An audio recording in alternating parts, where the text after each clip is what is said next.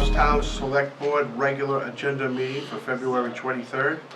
I'm sorry that we moved it to The 25th. to the or 24th, to Tuesday the 24th, because we got snowed out yesterday.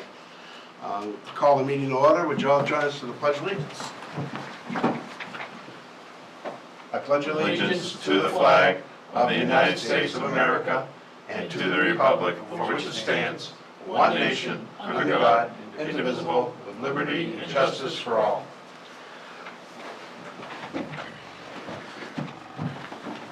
First up is the acceptance. Oh, can you start with a roll call? Oh, I'm sorry, that's right, we're doing it. Have a roll call tonight. Richard Mansell will not be here, so there's 4 of us here tonight. And we'll start with Josh, who's on the phone. Teams. Here. Jim. Here. Here. And I'm Pete, I'm here. Then we'll start with the acceptance and correction of minutes from the 2/9/26, public and non-public. I make a motion, we accept the 2/9/26 public and non-public minutes with corrections if need be. Second. Motion by Mark, seconded by Jim. That's a roll call vote. Josh? Yes. Jim? Yes. Yes. Yes. Yes. Okay, motion passes 4-0-0. We have an announcement tonight. The Supervisor checklist will be in session to Goffstown Town Hall downstairs in room 104 on Saturday, February 28th, 2026, from 10 a.m. to 10:30 a.m. New voter registrations as well as name, address, and party affiliation changes can be made at this time with the appropriate documents. New voters must bring proof of citizenship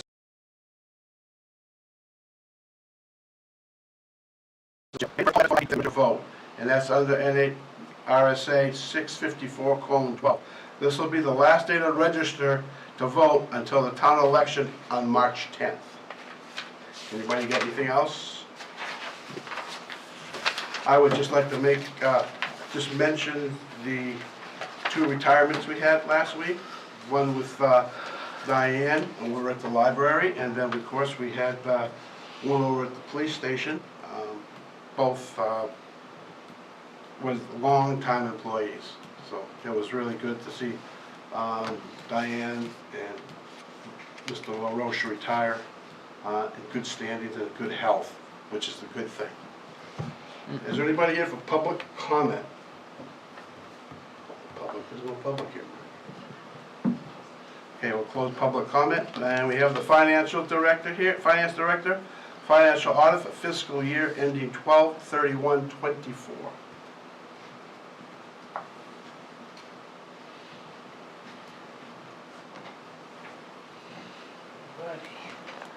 Good evening to all present. I am Zach Hoffman, the Finance Director, and I will be presenting the town's financial audit report and financial statements for December 31st, 2024, which were recently finalized. To start from the top, we'll go over the governance letter, which had several items that I wanted to cover, which were highlighted in we received the governance letter last meeting in the packet, correct? As a separate item, each member received a copy. You do have a copy of the memorandum in your packet, but you got the full Right. Yep. package last week, or I guess 2 weeks ago. Okay. But tonight, we're covering what's in our pack. Yep, Yep. what's in your packet, yep. So as part of the governance letter, there was significant difficulties encountered during the audit. This was delays in finalizing the audit. Part of this was due to, we were down 2 positions in the finance department for most of 2024. This resulted in people covering other positions. And as a result of this, the submission of our GASB 75 census data to our actuarial company was delayed. We did not get the final report back until November of 2025. As for significant matters, findings, and issues covered in the governance letter, one of which was stale dated checks. This is kind of an ongoing issue, and it will continue to be an ongoing issue. We expect it to be a repeat comment next year. And the reason being is it takes roughly 7 years to transfer lost property to the state of New Hampshire, which means that we have to keep them either on our books or on this list until we reach the point where we can remit it to the state. We elect to keep it on our outstanding checklist, primarily because a lot of municipalities that move it to their books, if anyone changes positions in finance and stops paying attention to that balance, the list that goes to that balance and who that money is owed to can disappear, and then you have to write it off, and I don't think that that's an appropriate approach.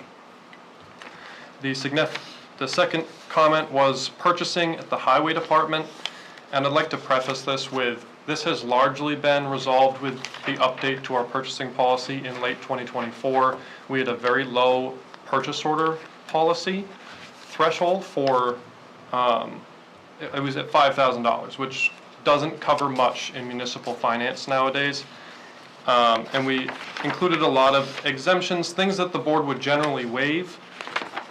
Purchasing policy 4, we added as exemptions so that day-to-day operations could continue without having to bring these up repeatedly to the select board. And the last, which was it's in the other matters section of the governance letter, it's covering cybersecurity. This is a general comment that's being issued to most towns in the state of New Hampshire. The state of New Hampshire as a whole does not have a robust cybersecurity policy that trickles down to municipalities, and therefore municipalities themselves do not have the infrastructure necessary to prevent cyber attacks. Now, I think that our IT department is robust in itself, and they take this very seriously. So while this comment exists on our governance letter, it's advisory. It is not, this is something you must handle. Moving from the governance letter, restatements on the actual financial statements, there are 2. Can you explain what a restatement is?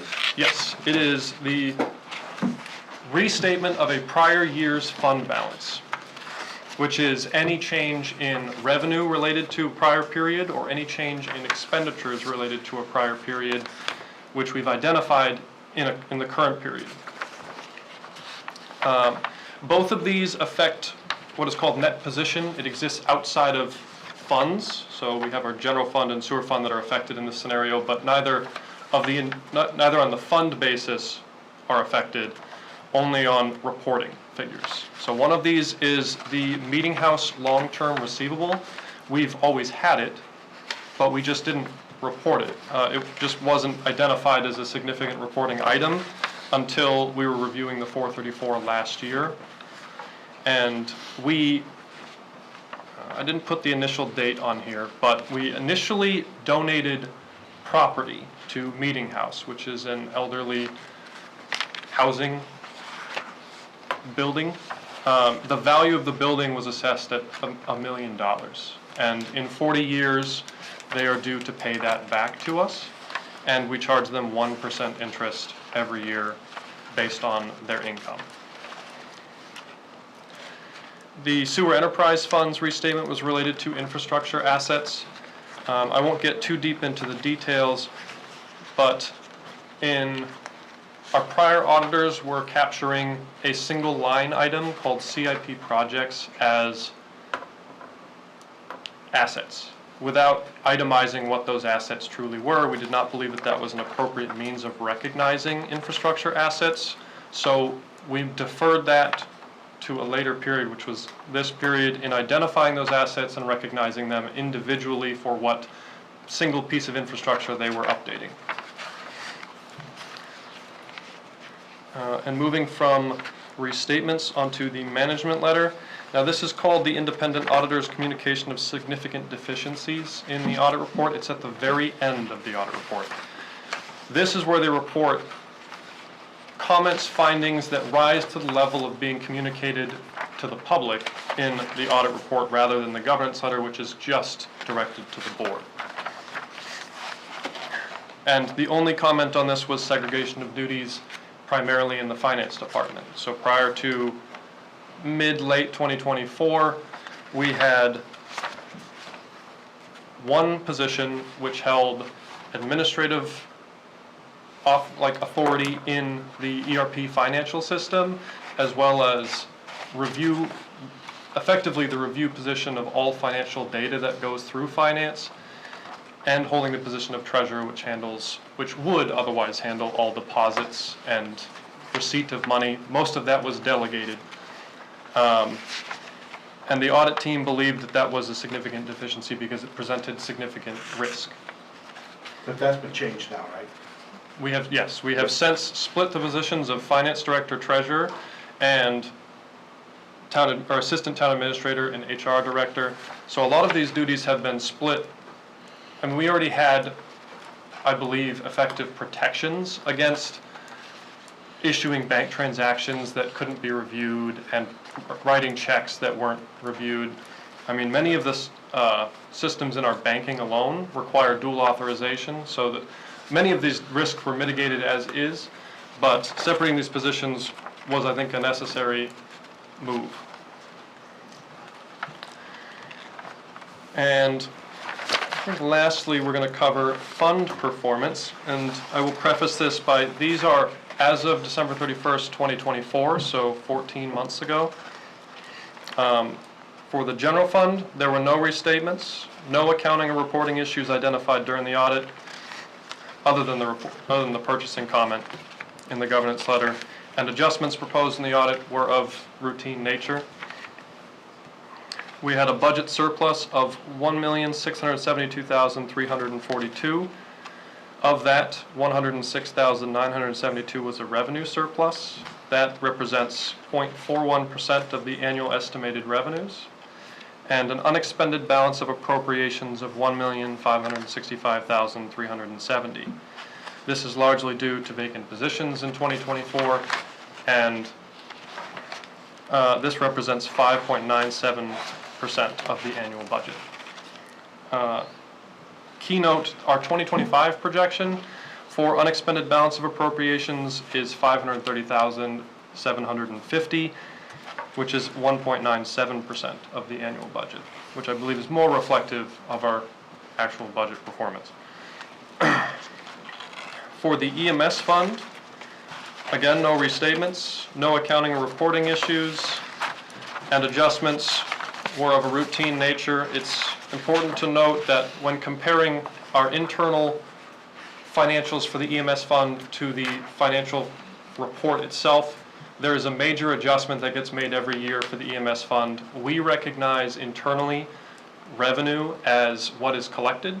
For reporting purposes, we can't do that in an EMS fund, we can't do that in revolving funds. We have to recognize revenue as what was billed, which may never be collected in some cases. But we have an offsetting allowance for uncollectible receivables for that. The actual cash balances at the end of 2024 were $938,275 in EMS fund. And lastly, the sewer fund.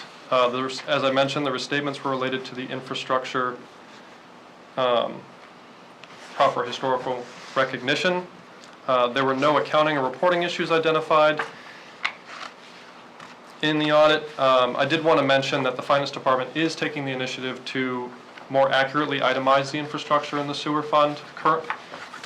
Back when the original GASB statement was relevant, they demanded that all governments create an infrastructure asset, which back then they had probably an actuary come in and assess what the total value of that infrastructure was, and they entered it as a single line item, which that one line item gets depreciated over 40 years or so. At some point that item will be fully depreciated, but we have no itemization of what actually goes into that infrastructure. So we're piece by piece pulling stuff out of it and itemizing as we do full projects in the sewer department. And unrestricted net position at the end of 2024 for the sewer fund was $6,491,117, but that does include their capital reserve fund, which is blended in the fund. Any questions? The only thing I would note is anyone watching at home, we do have the full audit report is on the town website. Under Town Hall, under our finance department, we have that up there so people can review that information there. The only thing I think might be a little confusing is when we have the payoff on Reed, on. That's gonna- Meeting House? Yeah, Meeting House. That kind of confuses people, I think.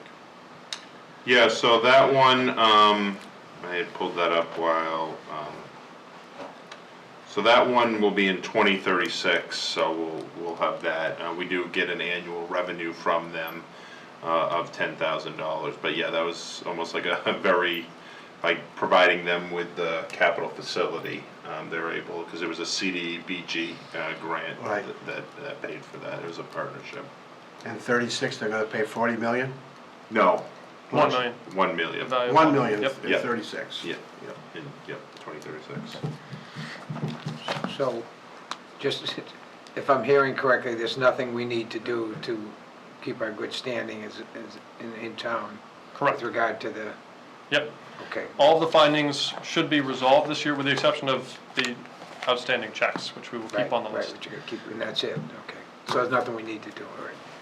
Just wanted to hear you say that.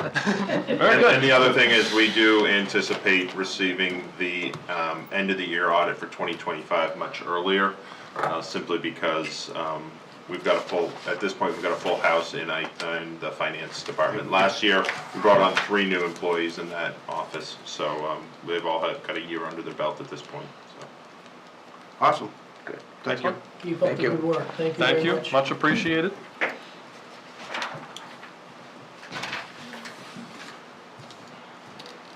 Next up is DPW Director.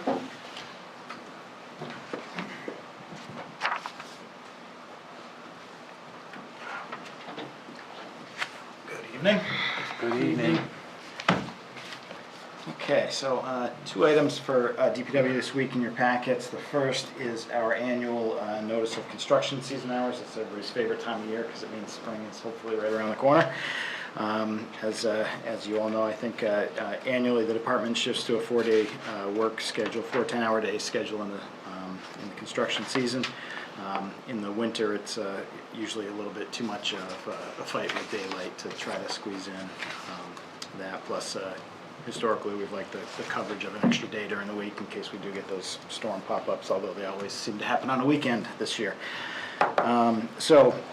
You've got a memo for that, and then a sample of what we put out to the employees as notification to meet our DOL requirements for notification of a change in schedule. So with if there are... Isn't it my understanding when we did the supervisors, it was that ends on the 15th of April, right? That's correct, yep. Shouldn't we do this to start the 15th of April so we don't have any confusion where,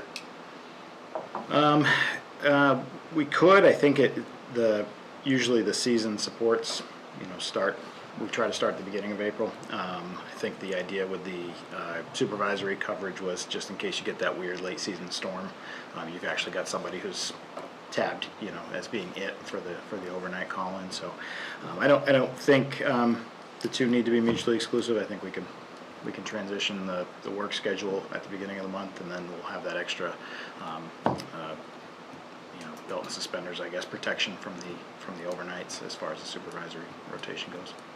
that'd be my recommendation, just to, that way you don't get caught having somebody coming in on extra, because we're not working that day. You know what I'm saying? It's only a couple days, but. Right. It's kind of a wash. We talked about it a little bit in the past. What you might save one day because everybody's there for an hour additional or hour and a half additional. You might lose on another day. So. But I'm concerned about the on-call. Yeah. That when we have them on call, that could be expensive if you had if you have a full day, 2 extra days that they would be not scheduled. Would that be accurate? So for the on-call, the way that's broken down is weekday versus weekend. So even though, let's say the actual day-to-day work of DPW is only Tuesday through Friday, that Monday is still a weekday from the supervisory perspective. So that piece wouldn't change. So it's not like there's 3 weekend days now that the supervisor would get paid. It would still be Saturday, Sunday would be the weekend rate, and Monday would still be a weekday. Might still be plowing in April. I just don't see I don't know if just bothers me that we put ourselves in a position where we could get caught and without, because we didn't go to the 15th. I would recommend we go to the 15th personally. Yes, maybe I'm missing the. But that, you know, that's not my decision, that's the board's decision, so. You're saying it should start April 15th instead of? Yeah, that's when we did the supervisor stipend thing till the 15th. Yes, and that's really your overnight coverage of which supervisor is going to be making the calls. This is to move the crews from a 5-day, 8-hour rotation to. So what you're saying then, Derek, you're telling us that if that Monday, they start to work on Tuesday, that Monday we get a snowstorm and somebody gets called in, that supervisor won't get the stipend? No, the supervisor that's on call will get the stipend. That's what I'm saying. They would have. The stipend amount yeah. is fixed, so whoever is on call gets that on-call stipend for that day regardless of call-in or not. So whether or not the non-union staff are on doesn't change the amount for the supervisor stipend, if that makes sense. So they get the stipend whether they get called in or not? That's Yep. correct. Except for the shop guys, right? Exactly, the union staff, Union staff gets stipend. they do not have any stipend in their contract, Okay. so it's just for the non-union. But this would extend that stipend amount because you'd have an extra weekend day, is that correct? The way we would interpret that, and I think it might even be spelled out in our memo to them, is Saturday, Sunday is a different rate than weekdays. So that would maintain the format. We wouldn't ask for 3 weekend day rates for. That's how it's written in the personnel plan as well. The Okay. personnel plan, it's the Monday prior to Thanksgiving through April 15th, and it defines weekdays as Monday through Friday, weekends Saturday and Sunday, and holidays as department observed. Okay. I'm just saying, clean it up, make sure it's April 15th starts everything. I mean, one starts, one ends, but doesn't matter. Okay, what else did you have? If you want a motion need for a that, Derek, motion? I think we do. Yes, because there is a motion, yes, on page 3, there is a recommended motion.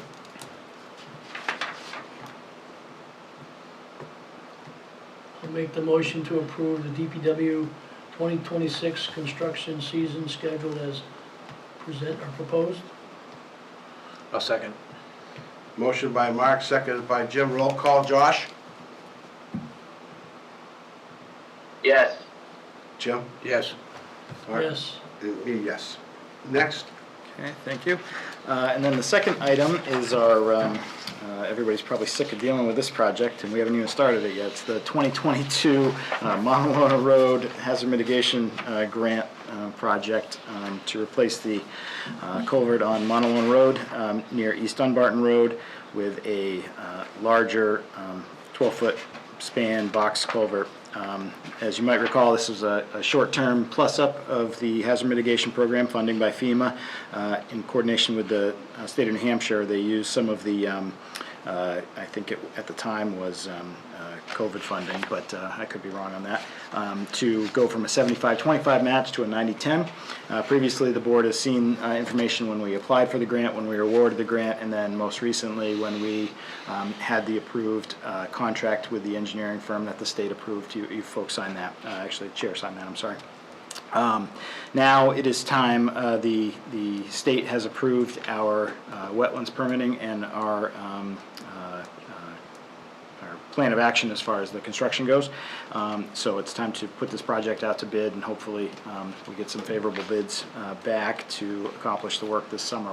We're up against, we have an active time extension now. We're up against the deadline to expend these funds this year. So really important to get this out to bid, hopefully before contractors fill up their schedule, with the goal that we would it's probably going to take several weeks to get the precast concrete span fabricated once the contractor's selected and they put the order in.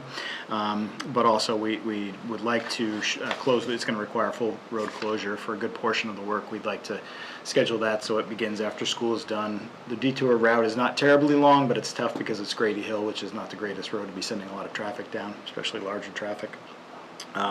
So the hope is we could get the project, the construction phase with the shutdown started in early July.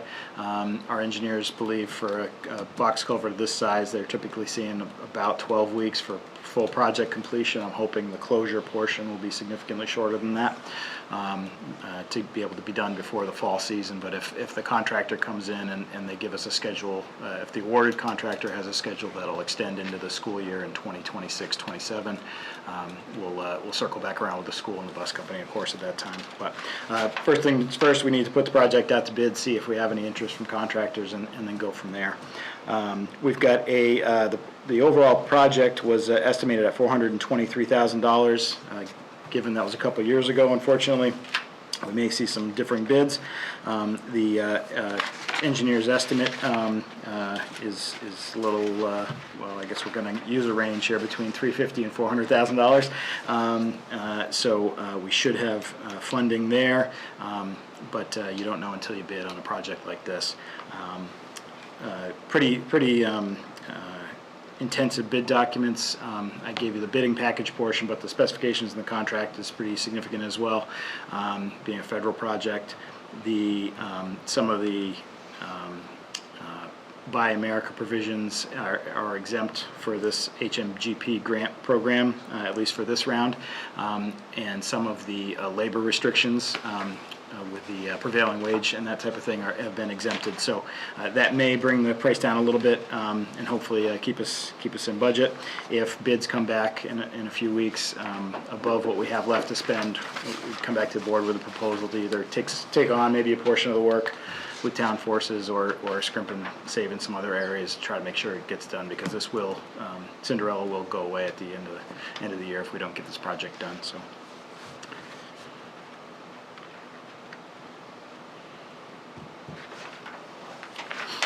Need a motion on this one? Yeah, so DPW directors requesting, you got that? Yeah. I recommend approval of the Montelona Road Culvert Project construction bid documents and authorizing the DPW director to advertise for bids. Yep. Motion by Jim, seconded by Mark. Josh? Yes. Jim? Yes. Mark? Yes. Me, yes. 4-0. Okay, thank you. Can I ask a question, Adam, while he's here? Yeah, maybe I'll answer it. Mr. Chairman? Go ahead. When do you put the road plan together? So, which version are we talking about? Well, I mean, I assume you want to see what happens with the Yes. election. You may remember, I think it was during my presentation portion of the budget session, I had a couple versions depending on what happened with the budget. What's actually on the ballot is sort of in the middle of those two things. So if the board is desirous of this, I could kind of do the combination of those and kind of say, okay, if everything's approved as is, here's kind of what we'd be looking at. I think I might have even given Derek and Richard, kind of an idea of what might be able to be added in if the special article is approved from the base level. Long way saying we've got a bare bones version if Yeah, I mean, I'd like to keep an eye is on, expected. So we can make, I'd still like to do some of the beat up roads in Bernardville area and stuff, so. And I know that would depend on how much money you get, so. That's right. I'm just hoping that we have a chance to talk about that before we. Yeah, move for forward. sure. In all versions. Yeah, I'm kind of with Jim and along the same. I'm with Jim on the same plane of that. I think we should have something put together ahead of time. I think what you need to do is have the budget passed first. Right. Yeah, and I think, Adam, you've typically brought in, once you see what funds are available, a plan for the Right. board to sign off on. right. So once the budget's passed and Right. there's the extra special article we put in there, you'll know how much money you have to spend. Well, That yeah. way you can develop the plan. It's hard to make a plan up if you don't know how much. I know that, and I fully expected that. I just wanted to red flag it, that Yeah. I'd like to see it before we. You get it? Yeah. Okay. I don't have the meeting date, but it would be back during my budget presentation. You had the bare bones, okay, if it's just what's currently in there at the default level, even though I know in default scenario, I won't have all those funds necessarily available for road work, but at the default level of road plan funding, I did have a list for you. Okay. At a minimum, I know based on our conversation last year, that did include the ivy wall and that little sliver of healed that's been kind of at the tail end of the train there for a couple of years now. So at a minimum, that's on every plan, and then it just becomes, okay, from there, what else could we get done, depending on that extra article. It's just an exercise though, I mean, Right. that's all it is an exercise until you know. Even if you get the default budget, that doesn't mean you're gonna get it up. You're gonna be taking a look at different things, so, normally. Okay. Okay. If I could steal one more minute of your time, I can give you a couple updates too. Just from a budget perspective, I mentioned right before the meeting to a couple of the members. Right now, as of week ending 2/15, so this doesn't include the current paychecks that'll be going out this week. Overtime budget for the department was at 60.5%. That's for highway actually, so for the snow fighting capabilities. It's a little high for mid-December, but we do tend to get most of a majority of our overtime funds expended in the latter months of winter, which is the beginning, obviously, of the year. But so we're always well ahead of the monthly schedule. But if we continue to have weekend storms, that's going to be an item that prior to the road plan being finalized, I'm going to want to highlight what we're going to want to set aside for overtime funding for those pesky late November, early December storms. So I'll be keeping an eye on that, and if we're still tracking okay, then it can be kind of a footnote for the road plan discussion, but if we have a few more big ones, then just be mindful of that when I do bring the road plan forward. Same for salt, we're at 65.7% used as of last week. We'll definitely have some orders after this past weekend storms this week. Same there. And then the other unknown there is that the state contract for salt changes in the summer. So June, early July, we'll know the contracted rate for next winter, so we can build our budget, but that does hurt us if we need to place orders as well in November or December. So usually we try to go into the summer with a full shed, end of the year with the known pricing. Nothing usually gets too much cheaper, so hopefully if we come into the fall with a full shed, we won't have to place any orders. But How are supplies of salt? Salt. So it was a tricky few weeks, especially with the big storm that hit the eastern seaboard south of us. This last one, I've heard that the shipments were back in place prior to, but where the southern half of the country was ordering salt at a good clip there a few weeks back, there were a lot of places, we had a full shed at the time, but there were a lot of places that had orders that were being delayed by weeks, or they had to actually change vendors to try to get other avenues. So good news is I think they've recovered from that, Morton and Granite State Minerals, but Mother Nature, you never know, I guess. If another big storm hits the south, they're going to try to divert some loads that way as well. So that's always a little bit of a trick. One thing that I may recommend in the summer, if everybody reminds me, so I'm not the only one that remembers this, I might come to the board maybe with 2 recommendations for 2 different vendors, maybe like a minor and a major type thing. That way, if we did get into a pinch with deliveries, we might have one more company to fall back on. They may be out as well, but it might help us in a real emergency. And then the other thing I wanted to give you a heads up on was the fleet staff did find a lot F-550 at Hillsborough Ford. So we're working on getting the purchase information together for actually the POs submitted for finance. So hopefully we can arrange pickup of that maybe next week. It's a 2025. The 2025 state bid is actually closed because all the order stock is ended. They're into the 26, but the 2025 pricing and the 2026 pricing were only like $100 difference. They're willing to honor the state bid discount, even though it's not a state bid spec truck because it's on lot, but at least we could get something in hand. And then the second half of that is we're looking at options for upfit. I think I gave you at the last meeting, they're saying March of 2027 for the company that built it to put all those same parts that can be reused back together with the new internals for the plow and the dump body. We are looking at whether or not some of the other body companies may have a shorter lead time. If we source the parts from Viking, if another company could put their information together, but that tends to get a little tricky when you have one company working with another company's equipment. So I'll definitely have an update for you as we get a little further along in that process, but just want to let you know we did identify a body, so you'll be seeing the invoice for that soon on the state bid price. That it? That's all I had. Okay, thank you. Okay, thank you. Thank you. Fire chief's coming up, Ben?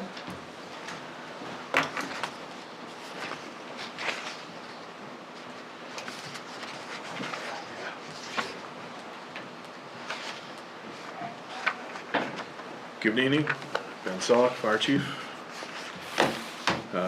Adam No. broke the ice for me.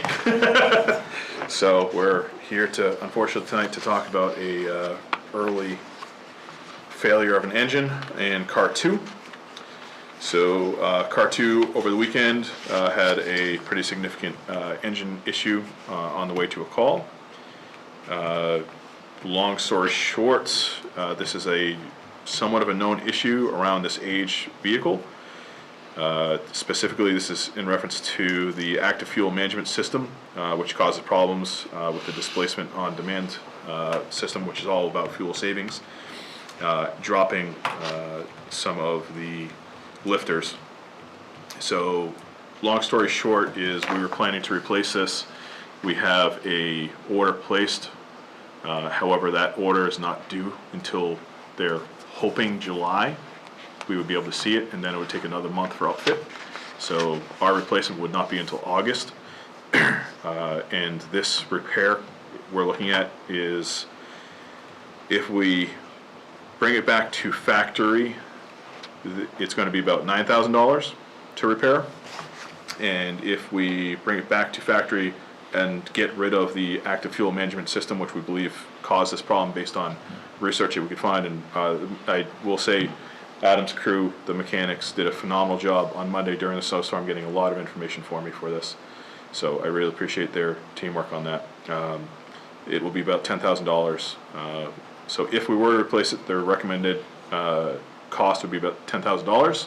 And my maintenance line for the entire year is only about $57,000. As you guys know, I think we were about $18,000 over it last year. It just, expenses keep going up for this type of stuff. So what we're bringing forward tonight is just a lot of transparency on this and a request to change. We were able to find a 2025 Tahoe. It's not a PPV, it's an SSV, and it's a black one. So it's not the red that we ordered, but it is in stock and it is state bid. And because you may remember in my budget presentation, the difference between them is about $3,000. So this would be about a $3,000 savings if we went with this. We could, like I said, this is in stock. We can pick it up and then get it upfitted and that type of stuff. So, and it is the same vendor as the state bid. So the purchase order that we have right now outstanding for the 2026 Tahoe is the same vendor that has the 2025 SSV. The only difference is going to be the color. The color, yep. Yeah, it's the model, it's a different model, SSV versus PPV. There's not much of a difference, 18-inch versus 20-inch wheels, brakes, and suspension. It's like what we currently have. So. And it will be black, yeah. We'll still be a high vis.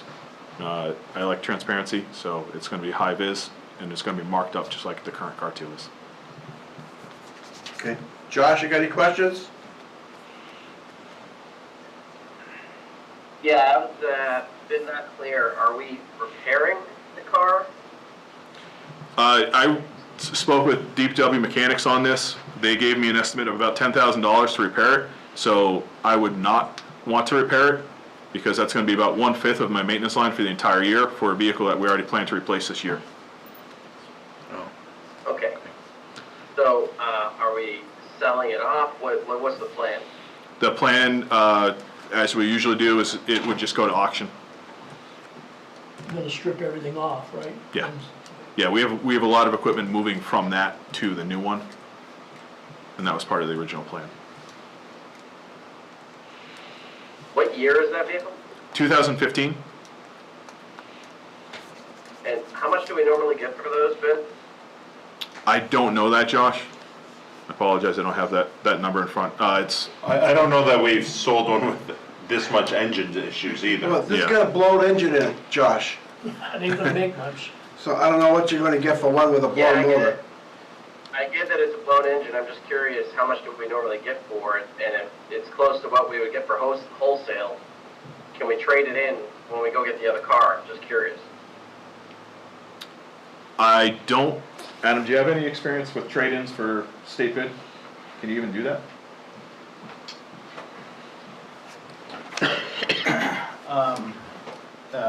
So what we've seen in the past, sometimes we'll, if we go out to bid, but you could do it with state bid, whoever the dealer is that's providing the pass-through for the state bid pricing, you can make a deal with them.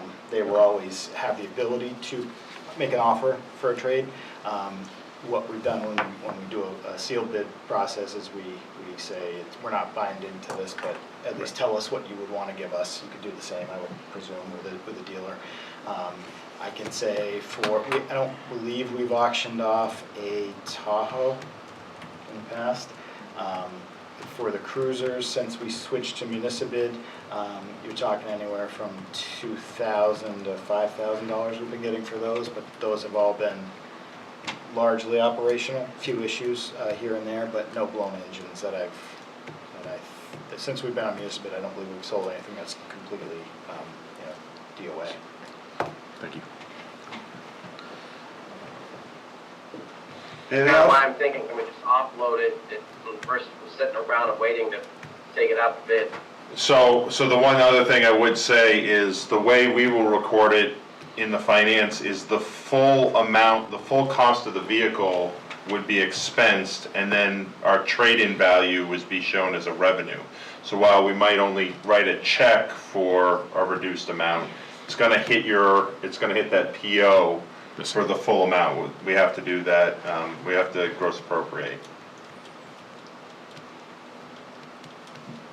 You're gonna save some money bottom line, but it's not gonna hit the right bottom line. It's not gonna hit the fire department bottom line. Correct. Is that the way to put it? Yeah, the general fund will see the revenue. It doesn't help our expense. Yes. It doesn't reduce our expense. Yep. So we didn't need a motion, or what are we doing? Well, Josh, you all set? I am, thank you. All right, Jim? Oh, I didn't want to, no, I'm all set. Oh, okay, Mark, all set. All set. So we make a motion? Make a motion, we allow the fire chief Yep. to go ahead and purchase the 2025 Chevy Tahoe SSV. SSV at this time. At state bid. That's state. That's state bid, which is a replacement for car two. Yep. Second. Motion by Mark, seconded by Jim. We'll call for a roll call vote. Josh? Yes. Jim? Yes. Mark? Yes. Myself is a yes. Motion passes 4-0. Thank you. Okay, man, thank you. Town administrator is up next. So on page 8 of your packet, you'll find this week's consent agenda. We have employee status reports. You have a full-time police sergeant retirement. You also have a full-time police sergeant promotion. You have a full-time firefighter new hire. You have a full-time firefighter AEMT receiving a differential for earning their AEMT license. And then you have a full-time firefighter resignation. You have event permits, the Goffstown Junior Baseball Opening Day Parade on Saturday, April 24th.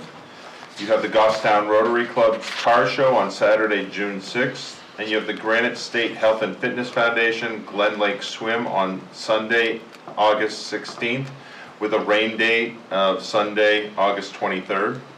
You have rights to inter, so you have West Lawn Cemetery, section 1988, lot 17. You have Shirley Hill Cemetery, section 2, lots 20A, 21A, 22A, 23A, 19B, 20B, 21B, 22B, 18C, 19C, 20C, and 21C. You have Shirley Hill Cemetery, sections 3, lots 86A, 87A, 88A, 89A, 86B, 87B, 88B, and 89B. This is a lot exchange and sale that was, the lot exchange was approved by the cemetery trustees.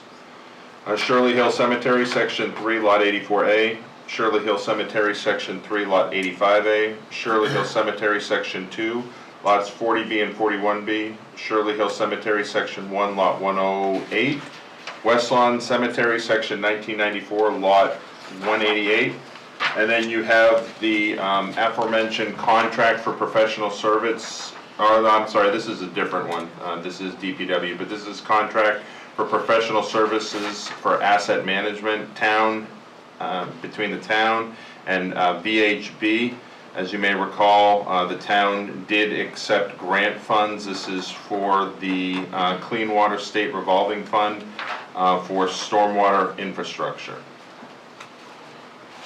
Make a motion to approve the consensus agenda as presented this evening. Second.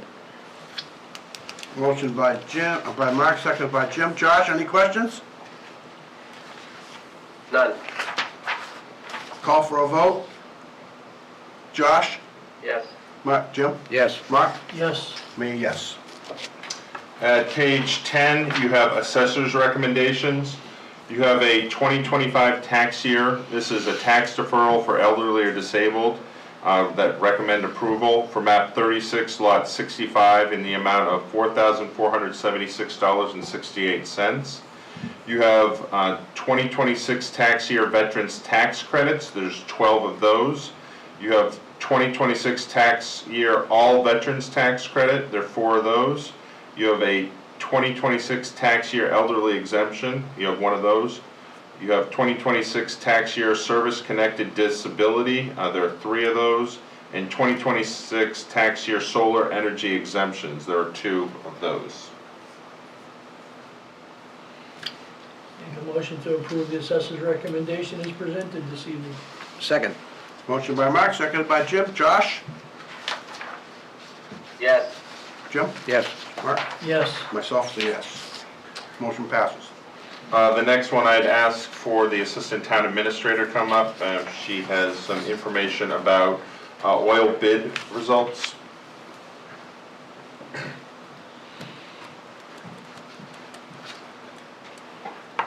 Good evening, everyone.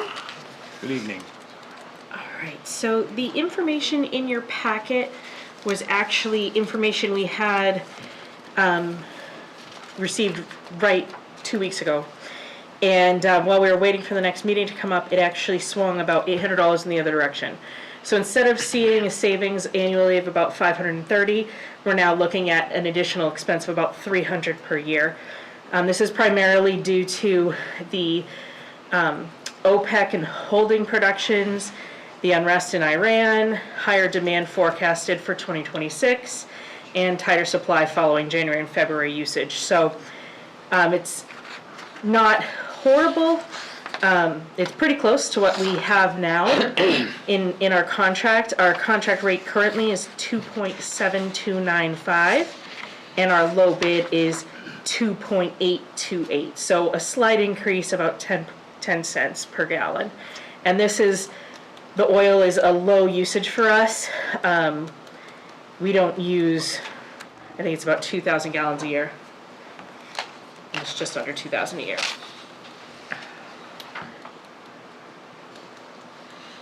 Just over 2,900, excuse me. So, You're looking for a motion to authorize to accept the lowest bid? yes. Okay. Yeah, which could be a change in vendor. Irving currently is the lowest bidder. However, Dead River may, or who our current vendor is, may try to match it. And for us, it's just our recommendation coming through the third-party contractor is to go with whoever's the lowest. And Danielle, will any of this change in the time I was accepting it to the time that you actually issue it?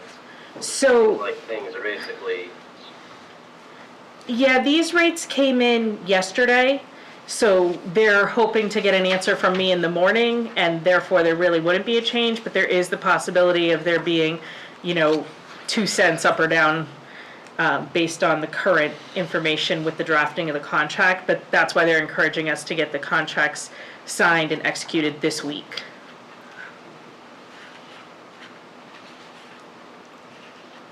okay, so as long as we don't see any chaotic, weird stuff happen in the Middle East in the next few days, I think we should be okay. Yeah. Big if. Okay, Motion? I move to authorize Competitive Energy Services to accept the lowest bid for oil and to authorize the Assistant Town Administrator to sign the necessary paperwork to ensure the rates are secure for a period of 12 months with either the current supplier or the low bidder as presented. Second. Motion by Jim, seconded by Mark. Any further questions? Seeing none. Josh?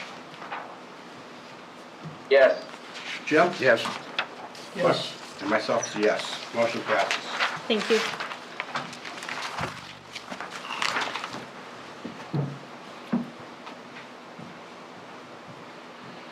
Is there any new business to be brought before the board?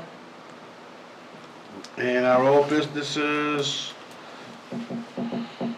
well, this doesn't have anything about the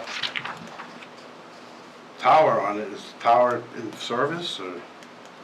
Yes, the tower's in service, Okay. and it's my understanding, fire department's still working with Bulldog to resolve pump issues. Okay. Anything else? Action matrix? Seeing none. Anybody here for public comment?